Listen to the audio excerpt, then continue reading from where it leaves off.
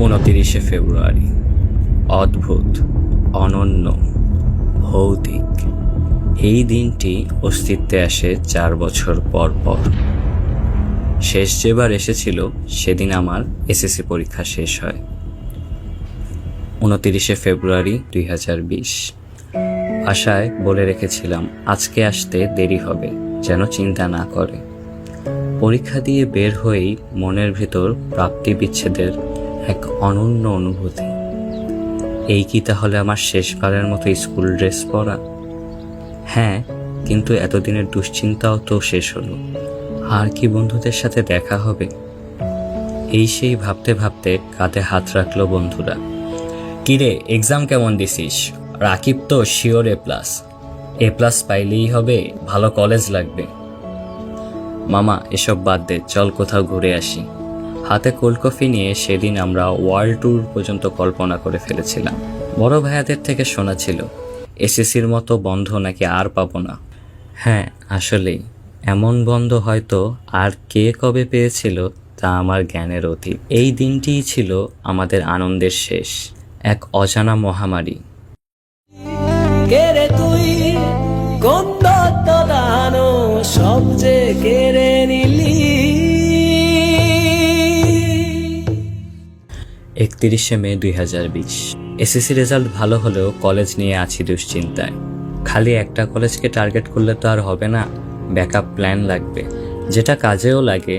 কিন্তু প্রায় 4 মাস পর, এই 4 মাসে অনলাইনে এদিক সেদিক ঘেটে পড়াশোনা শুরু করে দিই। খুব আহামরি যে লেখাপড়া করে ফেলছি তা না, কিন্তু প্লেলিস্ট দেখলাম কয়েকটা। প্লেলিস্টের ভায়াটা খুব ইউনিক, পাওয়ার পয়েন্ট স্লাইড দিয়ে পড়ায়। বই এখনও দেখতে পারি নাই। 26শে সেপ্টেম্বর 2020, প্রথম অনলাইন ক্লাস। কলেজের সাথে আমার প্রথম ইন্টারাকশন। প্রথম ক্লাস ফিজিক্স। স্যার আমাদের হালচাল জেনে ভেক্টর অধ্যায়টায় হাত দিলেন। 2টা মার্কার দিয়ে আমাদের অভিক্ষেপ উপাংশ বোঝাচ্ছিলেন। ত্রিমাত্রিক ভেক্টর বোঝানোর সময় 4র্থ মার্কারটা বারবার পড়ে যাচ্ছিল। সময় আগায়, বছর পাল্টায়, অনলাইনে অনেক বেশি অ্যাডিক্টেড হয়ে পড়ি। প্রথম দিকে ক্লাসে অনেক রেসপন্স করতাম। অধ্যায়গুলো আগে থেকে পড়া থাকার কারণে সহজেই টিচারদের নজরে চলে আসি। নিজেকে ভালো ছাত্র ভাবা শুরু করি। আর এখন রীতিমতো ক্লাস করা অফ করে ফেলছি।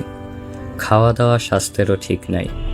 সারাদিন সোশ্যাল মিডিয়া, গেম, মুভি, না হয় সিরিজ। খুব মনে পড়ে স্কুলের দিনগুলো। ইস, আর একবার যদি যেতে পারতাম।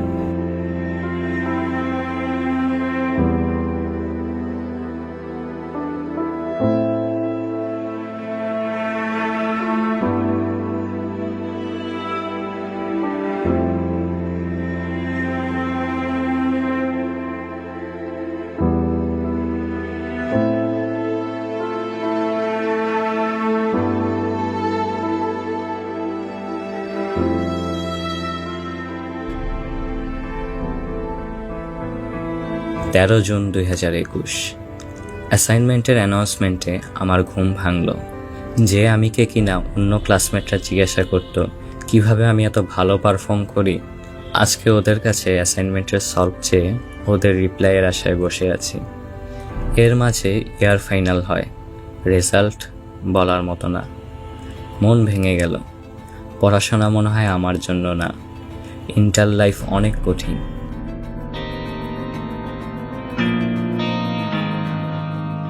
স্বপ্ন দেখার খোলা চোখে হয় না সাহস আর মনে করি না কিছু পাওয়ার আশা। ব্যর্থ আমার প্রার্থনারা। আজ আমি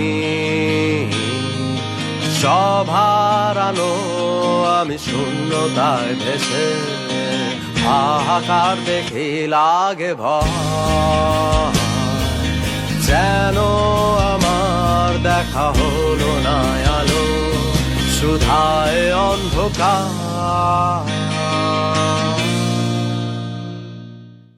ফেসবুক স্ক্রল করতে করতে অনলাইনে সেদিন স্লাইডওয়ালা ভায়াটার একটা গ্রুপ খুঁজে পাই।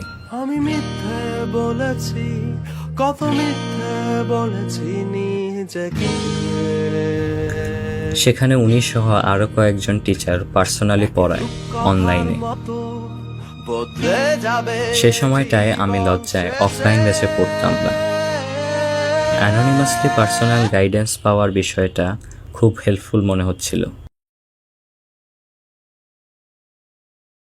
এনরোল করে ফেলি নিজের জমানো টাকা দিয়ে, কারণ বাসায় টাকা চাইতেও লজ্জা হচ্ছিল।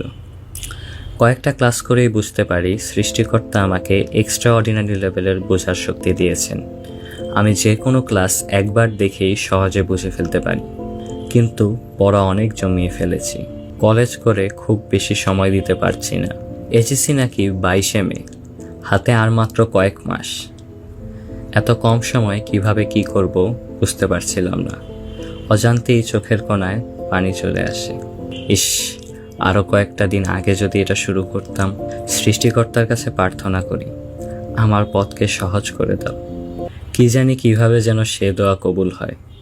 আর ঘোষণা হলো এইচএসসি হবে আগস্টে। আমি সিদ্ধান্ত নেই এবার নিজের সর্বোচ্চটা দিয়ে দিব।